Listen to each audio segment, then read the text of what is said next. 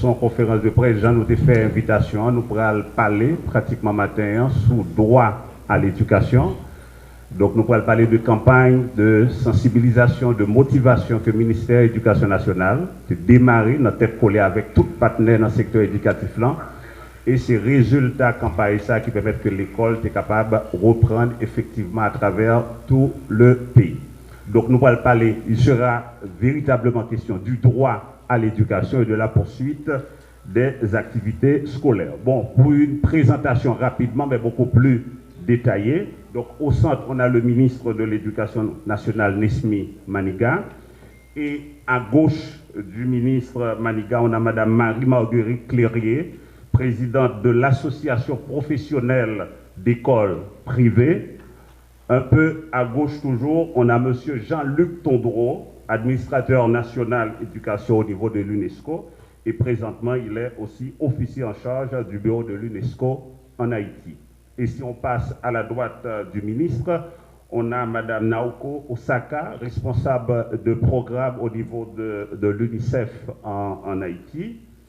Et on a un petit peu à droite toujours Monsieur Christon Saint-Fort, il est le directeur exécutif de la Fédération nationale des écoles protestantes et également il est représentant dans le cadre de cette activité du COSPE qui est le consortium des organisations du secteur privé de l'éducation en Haïti. J'ajoute en Haïti. Et en arrière, on a Monsieur Léo Litolu, il est le secrétaire général de l'Union des parents d'élèves progressistes d'Haïti. Et à côté de M. Litolu, on a le syndicaliste Masli Dorceli, c'est le secrétaire général du réseau des enseignants haïtiens. Donc voilà pour, je dirais, le tableau des interventions, la table des interventions. Et on va revenir au ministre de l'Éducation nationale, le professeur Nesmi Maniga, pour l'ouverture véritablement de cette conférence de presse. Monsieur le ministre.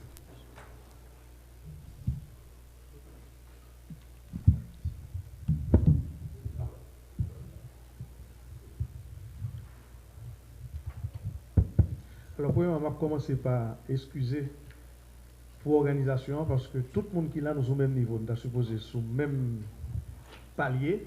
Donc, disposition, par les dit que il y a un rangé 1, rangé 2.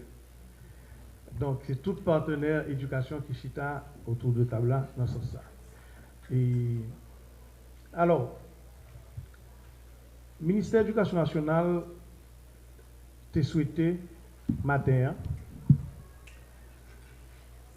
réunir plusieurs représentants secteurs importants dans la vie scolaire là, pour nous faire un point de situation sous l'année l'école 2022-2023 et en même temps tout permettre différents partenaires continuer le travail de mobilisation à faire en faveur du respect droit à l'éducation. Année 2021, pour le ministère de l'Éducation nationale, pour moi-même en particulier, j'ai commencé au lycée La Saline. Dans un moment, le ministère a déjà fait effort pour que plusieurs écoles qui sont dans une zone difficile, dans le département de l'Ouest en particulier, soient relouvrées. Et ça a favorisé que plusieurs écoles dans le district scolaire Tabac, district scolaire Cité Soleil, Telma, ont eu l'opportunité de réouvrir porte l'école après 3 années où tu fermé. Année 2021, tu vas continuer pendant le territoire année urgence parce que il y a des zones qui jusqu'à présent étaient des zones extrêmement difficiles, zones Quadébouquet en particulier dans l'ouest, et qui viennent étendre à l'autre zone, comme Canaan, ou bien dans la sortie sud Port-au-Prince, on a parlé de Matissan. En début de difficultés, le ministère a mis en place toute une série d'activités qui te permettent, côté ça possible, compenser l'apprentissage. Que ce soit à travers programme radio-éducatif de lancer, que ce soit à travers le programme rattrapage plus classique qui était fait, et c'est ça qui est fait dans le grand sud dans le pays. Année 2021-2022, qui était commencé pendant la période de mois janvier en particulier, nous avons année l'école qui était relativement stable en termes de jours calendaires. Et c'est grâce à l'effort, non seulement partenaires du secteur privé, secteur public, et toute chaîne administrative ministère, commencé dans la direction départementale, bureau district scolaire, avant même inspecteur, enseignants, et ministère voulait remercier et faut ça. Année 2022-2023 sont l'autre histoire. Avec troubles politiques, raté essence et l'autre problème qui affectait rentrer l'école là, j'en ai de fait comme ça dans le mois de septembre. L'école qui ouvert dans la date 3 octobre va commencer à fonctionner tout bon à partir du mois de novembre. Dans plusieurs côtés dans le pays, même là, il y a une exception pour quelques écoles qui étaient capables de faire sacrer cours en ligne. Mais c'est une infime partie de la population scolaire là, et à l'échelle du pays, nous ne pouvons pas considérer ça tant que l'école à travers le territoire national. Je dis, après j'ai fait tout le monde qui chita sous table là. Nous ne sommes pas d'accord tout le temps, mais au moins, nous sommes d'accord sur lui. C'est que l'école pas qu'à camper, l'école pas doit camper, l'école pas qu'à attendre. Et c'est ça que fait le chita là, je dis, ensemble, pour que l'effort qui fait, qui permette que nous démarrions mois de novembre à 7%, nous fini semaine prochaine à plus de 70% de taux de fréquentation, le ministère n'est pas satisfait. Et ensemble, respecter pas qu'à satisfait, depuis c'est pas 100%. Mais nous encourageons par mouvement, progression qu'a fait là, nous avons fini l'année ça à plus de 70%, et nous espérons en janvier pour que la totalité de ces gens retrouve chemin l'école. Pour droit à l'éducation ça respecter. Le ministère a fini consultation aujourd'hui avec tous les partenaires pour que plus tard dans la journée, nous annoncer officiellement réaménagement n'a fait pour réjoucréter pour année l'école 2022-2023 qui Jean calendrier pour bâti pour que nous ayons un nombre de jours l'école qui respecte les standards internationaux et que nous ayons un examen qui est crédible non seulement pour nous mais au niveau international. Nous avons fini la consultation aujourd'hui et nous avons publié le calendrier puis aujourd'hui. Ce qui est important pour me dire, c'est que ce n'est pas urgent seulement le ministère à gérer, nous avons géré la transformation tout. Et dans le cadre de transformation, le ministère a géré, et tout chantier de transformation, semaine prochaine, il y a plusieurs commissions pour installer, commission nationale scientifique, commission curriculum, pour encadrer le GFOR, le ministère a commencé. Il y a un GFOR, c'est que une commission qui est déjà mise en place, pour que à partir de lundi, livres scolaires uniques en créole, ils sont distribués à tout enseignant, surtout première année, dans l'école fondamentale. On a commencé la première année, pour commencer la distribution, pour finir 2022, au moins livres, cahiers exercices à titre de présentation et pour démarrer la formation pendant toute l'année à nommer enseignants dans le pays. Et la distribution a fait dans le cadre de transformation dans l'école à partir du mois de janvier. Dans le cadre de transformation que nous avons continué à faire tout. Et nous avons l'occasion de remettre au exemplaire à chaque monde qui est dans la salle là et à chaque journaliste au exemplaire de livre unique. C'est un modèle parce que nous connaissons cet éditeur, ça qui paraît, on a pour mettre nous aujourd'hui. Dans le cadre de transformation, tout, le ministère qui était organisé dans l'année 2022, formation pour enseignants, très important. Côté que dans 5 départements dans le pays, nord-est, nord, nord-ouest, et nord-est, nord-ouest, mais on a ajouté tout. Et Grand Sud, Grand Danse, Sud, NIP, 1370 enseignants formés, à travers 1350 enseignants formés à travers le territoire national. Là, et année ça tout, le ministère va bloquer 11 semaines, côté que ce n'est pas semaine qu'à l'école, on fait des activités scolaires, mais son semaine, dans le mois de février, on va le bloquer pour que les enseignants entrent dans le processus de développement professionnel. En plus de activité normale, formation qui a continué tout. Tout ça, on va consigner dans le calendrier qui va sortir, pita, dans la journée. Et son façon pour nous capables, avec tout partenaire qui l'a, encourager pour nous dire, l'école là, pas de camper. L'école là, supposée recommencer le plus tôt possible dans le mois de janvier. Et que nous sommes capables de gagner l'école qui remplit promesse que pas de société sans l'école et nous encourager. Parents continuer à commencer à faire des efforts.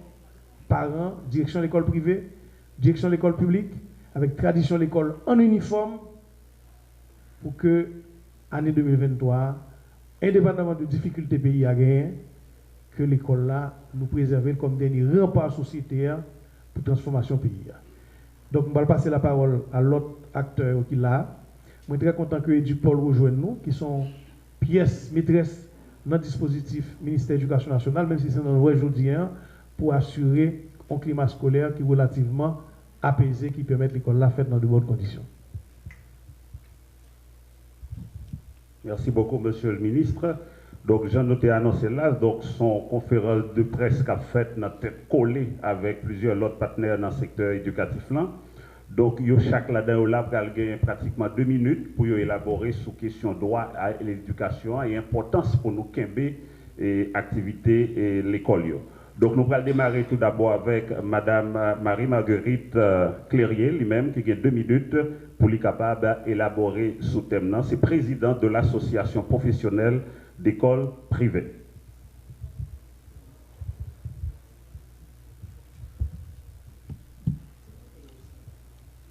Bonjour tout le monde et merci. Et nous pensons bien que 2 minutes pour faire un plaidoyer du droit à l'éducation, je vais obligé de courir parce que je vais plus de temps parce que je suis un combattant de l'éducation et je pense que pour Haïti, si il y a un domaine qui t'a dû privilégier dans toute politique publique, c'est bien l'éducation. Parce que l'éducation, ce n'est pas simplement, il est aussi fondamental que bien manger et bien boire. Parce que c'est quand même l'éducation qui peut assurer une cohésion sociale. C'est quand même l'éducation qui peut assurer la dignité humaine, qui peut l'ouvrir porte pour un futur meilleur. Aussi, oubliez que j'ai été invité à cette session et récemment, je n'ai pas eu le temps vraiment de préparer quelque chose, mais de tout mon cœur, je voudrais partager avec vous mon plaidoyer pour l'éducation sous forme de mes rêves. Mon rêve pour Haïti, je rêve pour mon pays d'une éducation inclusive où mon admission dans l'école pas dépendre de qui côté m'rete, qui couleur pomme, combien l'argent gagne la banque, ni dans qui quartier m'rete. C'est rêve fondamental pour pays moi. Et me rêver encore pour pays moi dont l'école côté tout le monde recevoir une éducation de qualité. Ça veut dire que quel que soit côté le voulait aller, elle sort dans l'école d'haïtienne, yo accepté. Me rêver pour Haïti que injustice sociale à travers l'éducation suspend. Et qui ça me veut dire par injustice sociale? Je pense que l'injuste et l'inacceptable que nous connaissons que 2/3 des revenus des parents se dépensent en éducation et qu'après 13 années l'école, parfois 16, parfois 18 si vous doublez, ou des élèves, des adultes sur le marché qui pas qu'on lit, qui pas qu'on écrit, qui pas qu'on exprime et qui pas même qu'à faire honneur à la patrie. Moi, je pense que c'est l'école qui peut assumer les patriotes de demain. Je rêve de l'école, ça, à côté de former citoyens pour aimer Haïti. Moi, bouquet à l'école qui a formé moun pour payer l'autre bord de l'eau. Haïtiens de tous côtés a réussi. Haïtiens de tous côtés, ils ont demandé pour eux, ils ont sollicité, ils ont un bon poste. Mais pour qui ça? Nous pas qu'à l'école en Haïti pour Haïtiens pour lire la caille. Et je suis capable de partager avec nous que l'année 2022 pour l'école haïtienne, c'est l'année de tous les défis. En pile petit monde dans l'école haïtienne yo quitté pays. Yo jeté corps yo l'autre bord de l'eau, yo Saint-Domingue, yo Canada, yo en France, yo aux États-Unis. Je trouve ça son une injustice, une tristesse pour que Haïti a perdu petit li. Parce que tout parent en Haïti, je dis, reconnaître, a goumé, a accepté, faire sacrifice, parce que je connais que l'éducation est la clé passe-partout pour un futur meilleur. Et comme Haïti pas capable éducation, parce que gain instabilité politique, gain kidnapping, gain raté gasoline, il y a une vie d'enfer dans ce pays. Alors parents yo dit m'a préserver futur, m'a voyer petite moi l'école l'autre bord de l'eau. Tout petit monde ça qui allait en pas tourner. C'est une perte et ça me fend le cœur. Et je veux lancer mon cri du cœur pour que l'éducation nationale, les politiques publiques, monsieur le ministre, encadre les écoles pour empêcher cette migration de nos enfants, pour empêcher cette perte de cerveau et pour que l'éducation devienne une éducation pour Haïti avec les mêmes standards. Et je terminerai par les propos de Maria Montessori qui dit que dans l'éducation d'aujourd'hui, il ne faut plus former les enfants, il ne faut plus faire de l'éducation pour le monde d'aujourd'hui, car ces enfants devenus adultes, le monde auquel ils appartiendront dans le futur ne sera plus le même. Donc je rêve de cette éducation de qualité, je rêve de cette éducation standardisée et je rêve d'une éducation plus juste, plus équitable, plus inclusive, plus cohérente. Et je souhaite aux politiques publiques de penser grand et de rêver d'une politique de cohésion sociale, de politique plus cohérente, mais surtout plus audacieuse. Haïti mérite de l'audace et Haïti mérite que son système éducatif redevienne ce qu'il a été dans le passé, le meilleur de la région. Merci. Voilà, si je n'étais pas en conférence de presse, j'allais réclamer des applaudissements, mais vous vouliez bien me précéder. Donc on dit merci beaucoup à Madame Clérier. On va enchaîner rapidement avec Monsieur Christon Saint-Fort, le directeur exécutif de la Fédération des écoles protestantes d'Haïti. C'est un gros réseau dans le secteur et également ce matin comme représentant du consortium des organisations du secteur privé de l'éducation. Monsieur Saint-Fort. Merci beaucoup. Nous saluons le ministre de l'Éducation nationale là, et tous les collègues panélistes. Nous saluons également les représentants de la presse qui sont avec nous et toute l'assistance. Nous, là, matin, pour nous capables de défendre le droit à l'éducation des enfants. Nous croyons que l'événement qu'a fait matin, il charrie en pile signification, parce qu'au mois de novembre, c'était Journée internationale des droits de l'enfant. Et dans le mois Satou, le 10 décembre, nous avons commémoré Journée des droits de l'homme. Nous voulons dire que l'éducation en tant que droit, c'est un bagage qui n'est pas négociable. En tant que droit, il n'est pas négociable. Et puisque il n'est pas négociable, eh bien, il est important pour que les adultes pensent à droit ça que nous gagnons. Les adultes, que ce soit au niveau des acteurs étatiques, que ce soit au niveau des acteurs non étatiques. Et c'est là, nous pouvons avoir l'idée pour que tout un village soit mobilisé pour l'éducation des enfants. Nous sommes contents. Nous sommes contents ouais, que au niveau de notre réseau, le réseau scolaire protestant, que des écoles dans le département du centre, dans le département de l'Artibonite, dans le département du sud-est notamment, ont commencé à fonctionner depuis le 3 octobre 2022. Nous connaissons dans la période ça comment bagalater dans le pays. Et nous avons continué mobilisation. Et je dis à nous contents que l'école protestante particulièrement, eh bien, vous faites partie de 66% de l'école qui a fonctionné en dans le pays. Mais nous remarquons tout que gagner de départements côté que non blanc taux est en bas 50%, notamment département nord avec département nord-est. Et nous voulons inviter acteurs pour qu'ils soient capables de continuer à faire effort pour voyer Timonio l'école. C'est important que tout le pays est mobilisé pour que Timonio soit capable de jouer de droit ça, pour que droit ça soit capable de réaliser au profit de nos enfants. Et dans ce sens, tout, nous voulons encourager l'État haïtien, le ministère de l'Éducation nationale, pour être capable d'adopter des mesures d'accompagnement pour soutenir l'effort que l'école a fait. Nous connaissons aujourd'hui, il est difficile en pile pour l'école.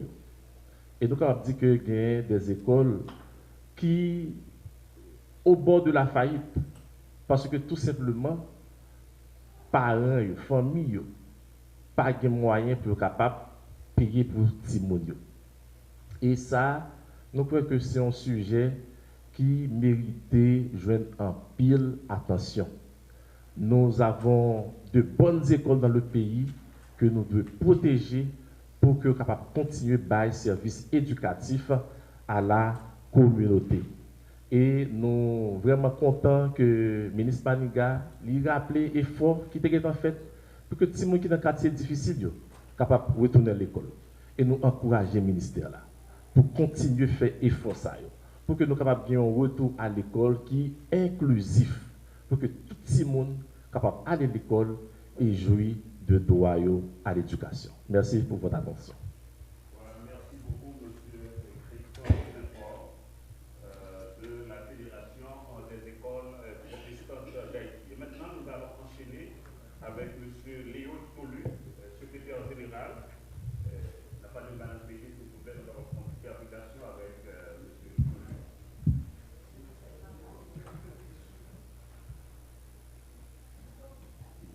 Secrétaire général de l'Union des parents d'élèves progressistes d'Haïti.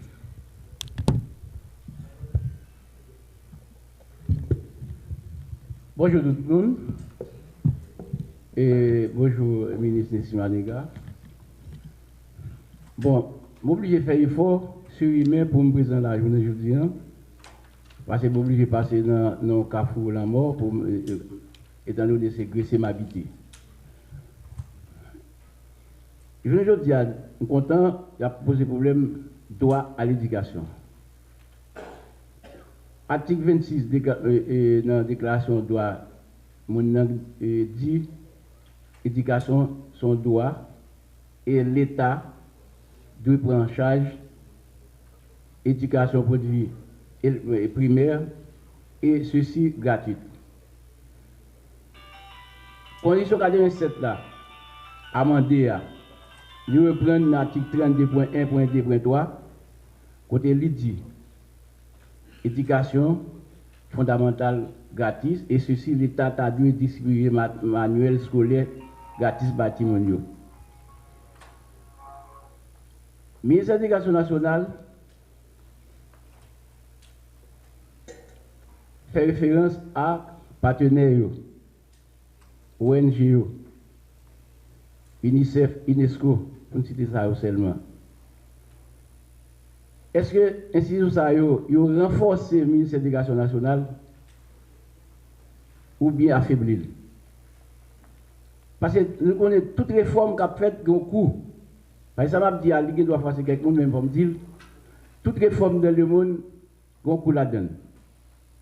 On prend en France en 1989, les autorités de loi d'orientation, parlementaire voté, mais budget éducation était 50 milliards d'euros. Rapide d'y passer à 100 milliards. Ça veut dire, si nous voulons poser problème de droit à l'éducation, il faut renforcer le budget du ministère de l'Éducation nationale. On nous prend exemple. Budget 2020-2021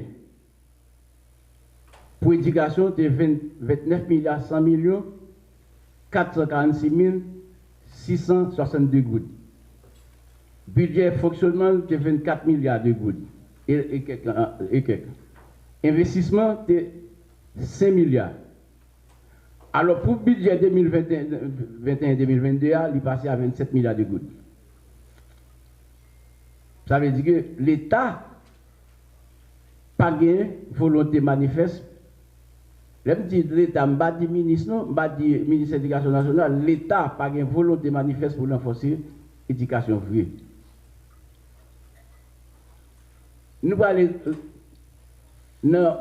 on volonté, par exemple, le ministre Maniga a des documents qui ont été présentés dans le lycée et Pétion. Plan opérationnel 2010-2015, quand il était invité aussi des politiques pour renforcer l'éducation pour backup à la question ça. Mais il était prévu 4 000 à 300 millions de dollars, 4 000 à 300 millions de dollars américains, et ceci pendant 5 ans. Mais Bayer, UNICEF, UNESCO, BID, coopération espagnole, pour citer ça, tellement ils ont été signés pour accompagner pour le jusqu'à présent, c'est le ministre de l'Éducation nationale qui a dit nous, est-ce qu'ils ont respecté ça vraiment? Il passe sans avoir une aujourd'hui, et j'ai un ministre en dit, dans la zone Matissan, plusieurs dizaines de milliers de timounes dans la rue. Dans quoi des bouquets, viennent ajouter canard, tabac. Et il y a un pile professeur qui n'est pas marron. Moi-même, je ne paquet de professeurs qui est en province. Il y a un petit petit monde qui est en province. Tout le ministère de l'Éducation nationale, avec le bâti ministre, nous dit ministère de l'Éducation nationale. Tu as dû créer une commission pour faire un recensement pour le connaître dans telle zone. Combien de petits monde qui est dans la zone ça?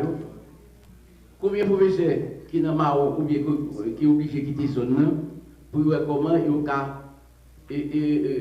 nous connaissons comment vous ne pas perdre l'année scolaire. Nous-mêmes, nous d'accord avec les décisions du ministère de l'Éducation nationale. Nous souhaitons que notre budget 2022-2023 et que nous écrivons pour le ministre en lettre côté de demander ça pour renforcer le ministère de l'Éducation nationale pour bailler plus d'argent. Parce que imaginez qu'il y a 164 écoles nationales publiques qui casent pendant le tremblement de 2021, dans le Grand Sud là, mais pour reconstruire l'école, ça va avoir l'argent. Nous avons l'État investir dans l'éducation. Si l'État n'a pas investi dans l'éducation, ce n'est pas ONGA, ce n'est pas institution internationale qui a fait ça. Donc ça veut dire, moi-même, nous là, nous présents, et pour nous appuyer nous, mais il faut nous faire pression tout. Instance internationale, ONG, UNICEF, UNESCO, si y a un comme, faut que là, c'est pas eux même qui gérer, il faut que le ministère de l'Éducation nationale lui-même lui renforcer. Si le ministère de l'Éducation nationale pas renforcé dans le cadre ça veut dire même si des dizaines, des centaines de milliards de coûts à dépenser, au fin, l'éducation pas renforcée. 2 minutes, Léo. Voilà. Merci beaucoup. Léo Litolu, du secrétaire général de l'Union des parents d'élèves progressistes d'Haïti. On va enchaîner avec le syndicaliste Masli Dorseli. Il est le secrétaire général du réseau des enseignants haïtiens. Masli Dorseli. On a rappelé que la thématique principale de la conférence, c'est droit à l'éducation et comment pour tout le monde engagé pour que l'activité scolaire soit capable de continuer. Je salue le ministre, je salue tout le monde qui est sous le panel là. Nous saluons l'assistance. Et nous-mêmes, syndicats enseignants, nous avons nous compte que l'école n'a pas qu'à l'ouvrir. Comme ça, nous avons organisé, nous faire des rencontres, par exemple, des organisations comme CNEH, qui c'est plus ancien syndicat dans le pays, qui a bataille pour accès à la qualité d'éducation dans le pays. Et organisation comme UPEP, comme ASPAED, organisation parents, comme RE, JL, FENATEC et l'INE, ensemble étudiants CFF, COCFF, ANI qui regroupé de professeurs et étudiants école normale. Nous te dit l'école, c'est la seule institution qui est capable de faire justice sociale. Dans ce sens, l'école ne va pas être fermée. Nous avons ensemble, éparpillés un peu partout à travers le pays, faire des conférences de presse, organiser de focus group pour nous sensibiliser la population autour de objectifs communs que nous avons tête nous à travers un projet que nous-mêmes nous chita ensemble, nous dit qu'il faut faire une campagne de sensibilisation pour le respect du droit à l'éducation, puisque Haïti est voté de convention et à travers la constitution PIA, nous reconnaître que c'est un droit pour aller à l'école, il faut continuer à faire combat ça et nous-mêmes, nous avons continué à faire travail ça, non seulement pendant toute l'année, mais c'est un agenda que nous inscrivons dans l'agenda pour nous continuer la bataille, pour permettre à ce que tout le monde ait accès réel à l'éducation, pour permettre que nous ayons une éducation de qualité et pour permettre tout, les crises dans le pays et que les crises n'ont pas de conséquences sur l'école. Parce que nous rendons compte que chaque fois qu'il y a des crises politiques, c'est l'école là qui ferme.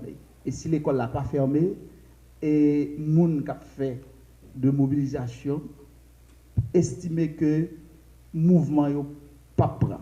Dans ce sens, nous disons qu'il faut que le travail de sensibilisation qui fait bon côté parents, bon côté élèves, et toute société en général pour conscient que l'école, c'est seul rempart et c'est seule institution, c'est seul outil de transformation que nous étions et que l'école là doit continuer d'ouvrir pour donner l'espoir à la jeunesse haïtienne.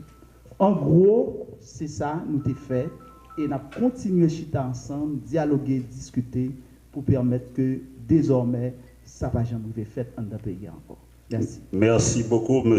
Dorceli, secrétaire général du réseau des enseignants haïtiens.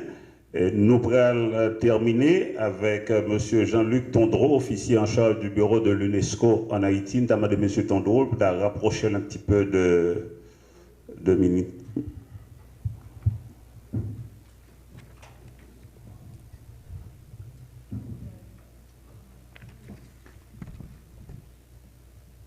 Monsieur Tondreau, vous avez la parole.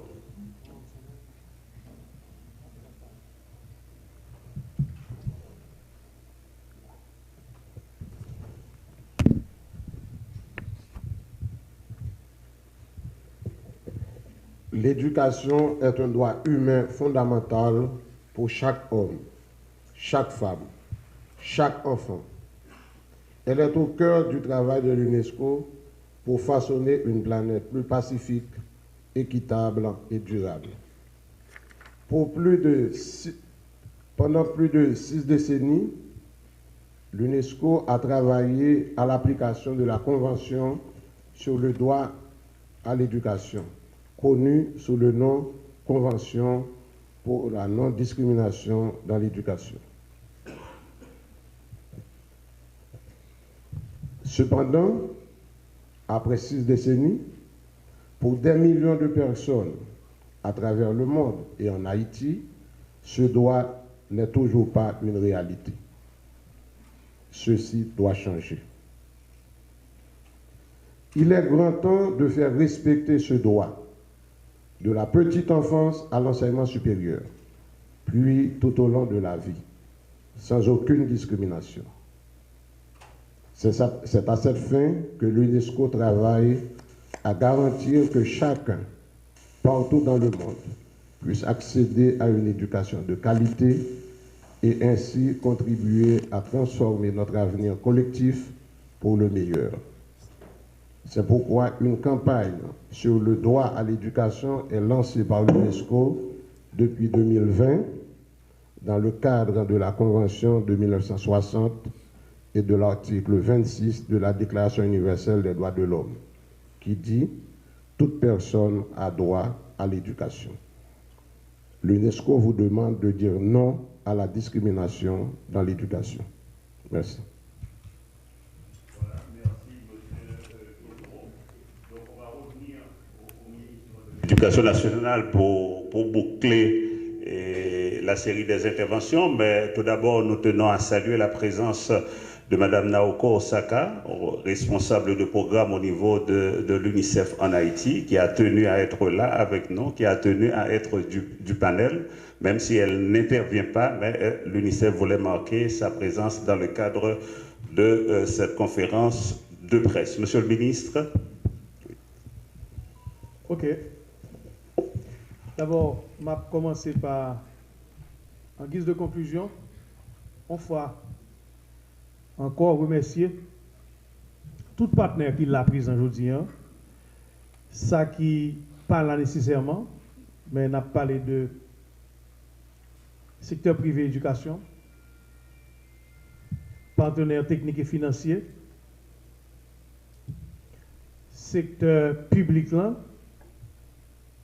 parents, toute chaîne administrative là, médias, pour tout travail qui fait.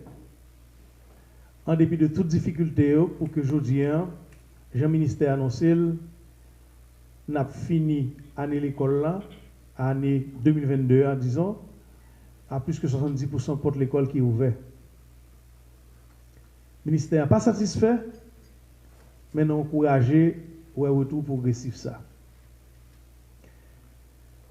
C'est un moment à la fois qui m'a dans pile j'effort, puis plus j'effort pour l'État, dans ça qui est pour avec budget pour l'éducation,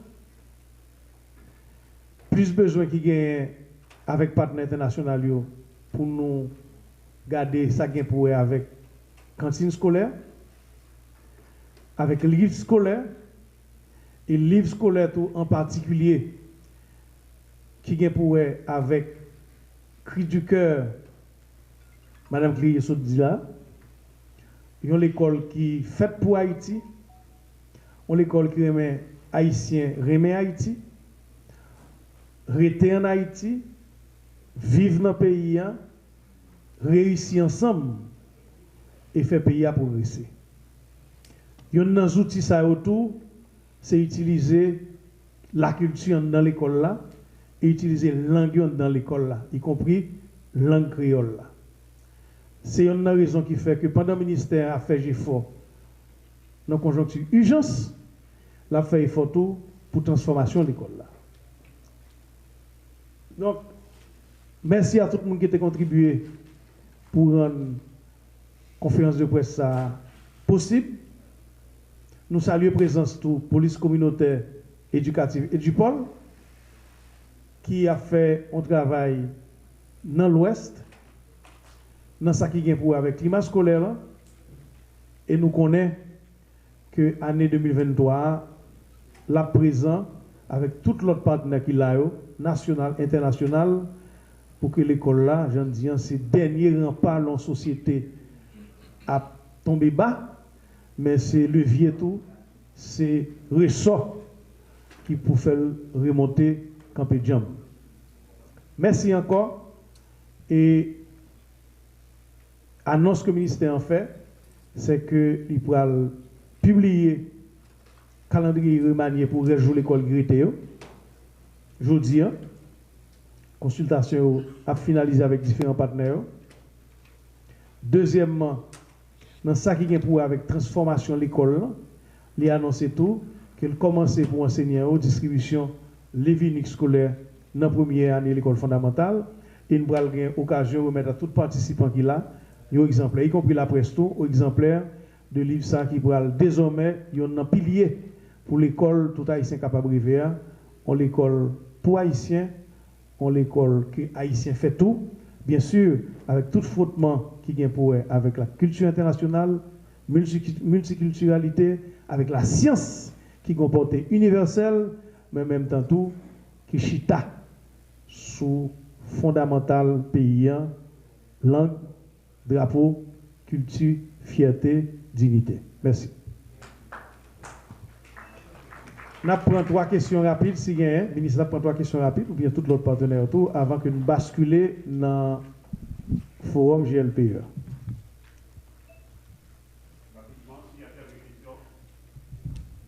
Bon, je pense que c'est bon. Très bien. On va seulement distribuer.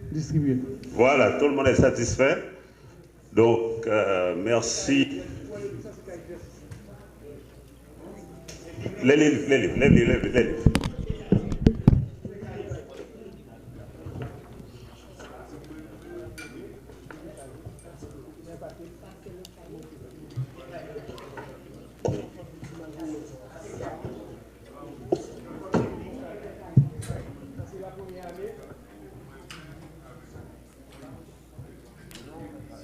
Alors ça, c'est bien fait expliquer. C'est 7 éditeurs qui produisent.